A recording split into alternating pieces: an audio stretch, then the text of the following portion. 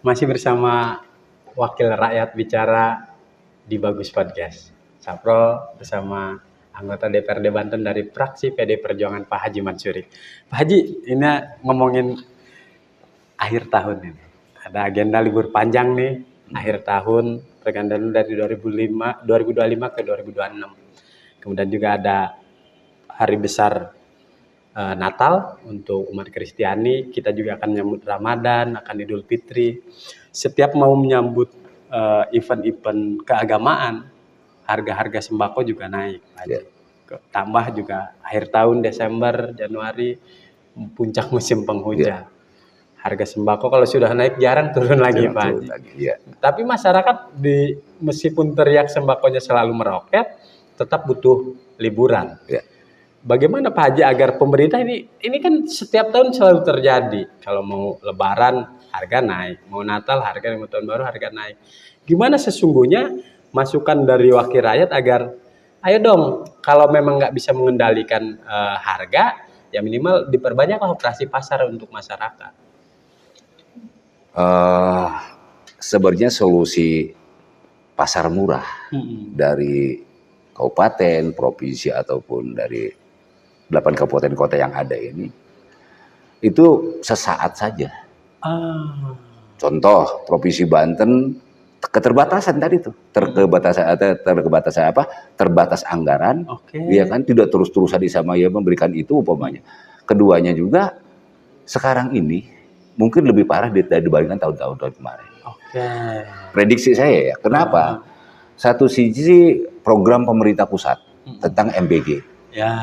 Ya kan, MBG ini saya melihat satu sisi ada kebaikan secara ekonomi, ya, secara ekonomi. Walaupun secara ekonomi siapa, otomatisnya orang-orang inilah ngomong kasarnya apa yang punya peternak telur banyak segala macam kan itu, yang apa minyak segala macam. Pokoknya akhirnya perusahaan-perusahaan. Di masa masyarakat isanya ininya sekarang. Kenapa Banten ini selalu meroket terus setiap tahun? Ya, kaitan dengan harga-harga bahan pokok. Pertama, kaitan dengan tidak adanya sama pemerintah buat Banten ini mengkontrol semua kegiatan-kegiatan di pasar ini. Kontrolnya gimana? Ketika sama tahun menghadapi tahun baru dan Lebaran, ini konsumsi lebih banyak, betul. Apalagi bulan puasa ya, lebih banyak puasa. Baik itu sayur mayur, daging, telur, minyak dan sebagainya. Apalagi sekarang ini, ditambah dengan MBG ini, udah lebih dahsyat nanti. Karena MBG tidak bisa diberhentikan dong. Omongnya Desember, diberhentikan dulu MBG mah isama untuk persiapan tahun baru, Nataru ya misalnya. Terus isama menghadapi bulan puasa nanti isama udah tutup dulu, nggak bisa. MBG ini berjalan. Makanya saya setuju dengan sama Menteri Keuangan Pak Purbaya, andai kata sudah jalan maka akan ekonomi itu naik. 6% atau berapa itu? Tumbuh perkembangan ekonominya. Kenapa? Saya melihat semua ya yang punya dapur-dapur pasti belanja. Mungkin suatu saat ada kelangkaan di Banten ini. Ya di Nataru ini atau di bulan puasa ini. Bisa aja ada kelangkaan barang. Contoh kelangkaan barang yang sering itu di masyarakat itu minyak sayur naik. Telur naik, ya kan? Kalau daging ya kan, kalau bicara daging naik, itu pun sama yang mensubsidi daging siapa sih? Ya maaf ngomong lah, orang-orang kampung mah nggak perlu makan daging juga, sama sehat aja katanya gitu kan. Tetapi kan sama itu yang perlu dipikirkan juga oleh pemerintah, provinsi Banten atau kabupaten kota, bagaimana sama menghadapi tahun baru dan sama kaitan menghadapi sama bulan suci Ramadan, nanti sama coba, ya kita jangan mengandalkan Bulog saja, Bulog kan sebatas beras, ya kan? Yang kontrol kaitan dengan minyak sayur siapa? Berarti di situ pemerintah daerah, contoh kayak di sini ada Wilmar. Wilmar jangan dulu keluar. Banten ini membutuhkan sekian. Itu kan berarti kan gubernur ada komunikasinya, ataupun Pak Gubernur memerintahkan sama kementerian kepala dinas perindustrian agar komunikasi. Kan gitu. Di mana tidak ada kelangkaan di Banten ini? Cepat. Kenapa? Gini lihat aja. Provinsi Banten kurang lebih sampai 12 juta penduduknya.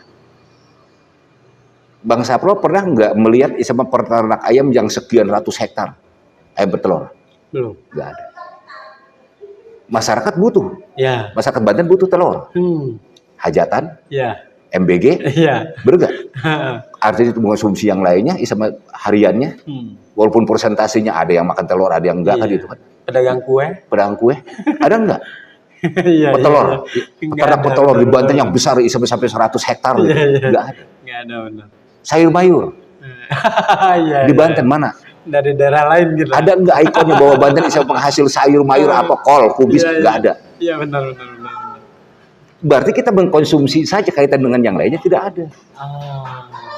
Jangankan jauh-jauh pisang aja pisang. Kan banyak jadi Lampung. Iya. Oke.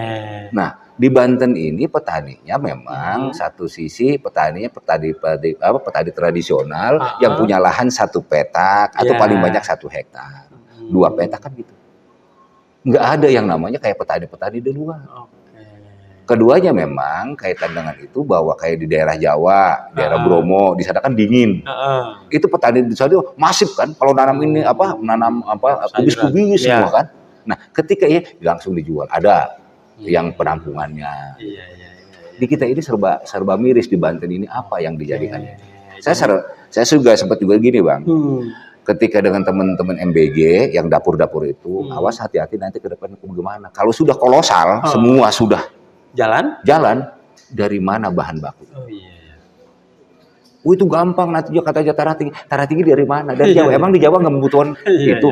Sama programnya. Terus udah masalah pisang segala macam, ya kan?